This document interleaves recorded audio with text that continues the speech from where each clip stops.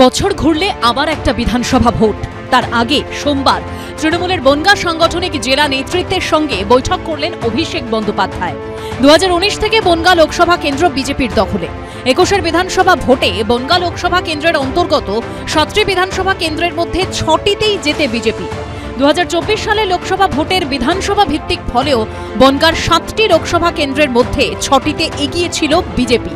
এই প্রেক্ষাপটে বনগাঁয় কি করে হাওয়া ঘোরানো যায় তা নিয়ে সোমবার অভিষেক বন্দ্যোপাধ্যায়ের বৈঠকে আলোচনা হয়েছে বলে সূত্রের খবর। একসঙ্গে কাজ করার বার্তাও দিয়েছেন তৃণমূলের সর্বভারতীয় সাধারণ সম্পাদক। অ্যাসেম্বলি নির্বাচন পাখির চোখ, বনগাঁ সাব ডিভিশন আমাদের কাছে নেই এই মুহূর্তে, সেটা জিততে হবে। তার জন্য ঐক্যমতে সবাই একসঙ্গে মিলে কাজ করতে হবে, এই বার্তাটাই দিলেন। আমার সাংগঠনিক কিছু দুর্বলতা আছে, ইত্যাদি আছে, সেগুলো আমরা কাটিয়ে অনেকটা উঠেছি। 26-এ আমরা বনগাঁ সাব ডিভিশনে সবকটা আসনই জেতার জায়গায় আমরা এখন এই মুহূর্তে আছি। মতুয়া, রাজবংশী, হরিজন, গিরিজন, নমশূদ্র, মাইশ্য, এভাবে সমাজকে ভেঙে ফেলার রাজনীতিতে বিজেপি বিশ্বাস করে না। আমাদের কাছে সবাই পশ্চিমবঙ্গবাসী। তৃণমূল কংগ্রেসের রাজনীতি বিভাজনের রাজনীতি, বিভিন্ন জনগোষ্ঠীকে বিচ্ছিন্ন করার প্রচেষ্টা করে তাদের ব্লক ভোট নিয়ে বৈতরণী পার করার তৃণমূল কংগ্রেস চেষ্টা করছে। 2021-এ ওখানে যা নির্বাচনের ফলাফল দেখেছেন তারই পুনরাবৃত্তি হবে, আরও অনেক বেশি আসন বাড়বে। সম্প্রতি মতুয়াদের নিয়ে তৃণমূল সাংসদ মহুয়া মৈত্রর একটি মন্তব্যে বিতর্ক তৈরি হয়।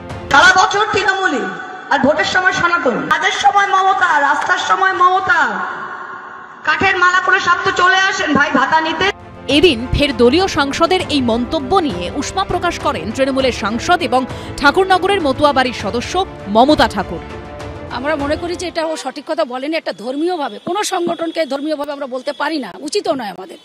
আজকে সে ব্যক্তিগত হিসেবে বলেছে যে মতুয়াদের যে কাঠের মালা নিয়ে, অথচ ওটা কাঠ দিয়ে তৈরি হয় না, ওটা জানে না ও যে কাঠের মালা এটা হয় না, ওটা আমরা যে নারিকেল তার যে আচাটা থাকে সেটাকে দিয়ে এটা করঙ্গের মালা তৈরি করে, ওটা আমাকে ধর্মীয় মালা। তো সেটাকে আঘাত করা আমরা মতদের ভিতরে একটা সত্যিই খুবই, কিন্তু আমি মনে করি যে যেটা আপনারা ভাবছেন যে এটা পার্টির ব্যাপার, এটা পার্টি কখনো শিখাই দেয় না, সে ব্যক্তিগত হিসেবে বলছে। যদিও এই ব্যাপারে কিছুটা অন্য সুর শোনা গেছে তৃণমূলের বনগাঁ সাংগঠনিক জেলার সভাপতির গলায়।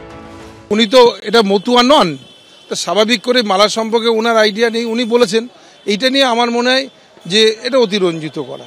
উনি মতুয়াদের ভাবাবেগে আঘাত করার মতন কোনো কিছু করেছেন বলে আমার এটা মনে হয় না। দেখো, ওনার ওটা ব্যক্তিগত মতামত, আমারটা ব্যক্তিগত মতামত।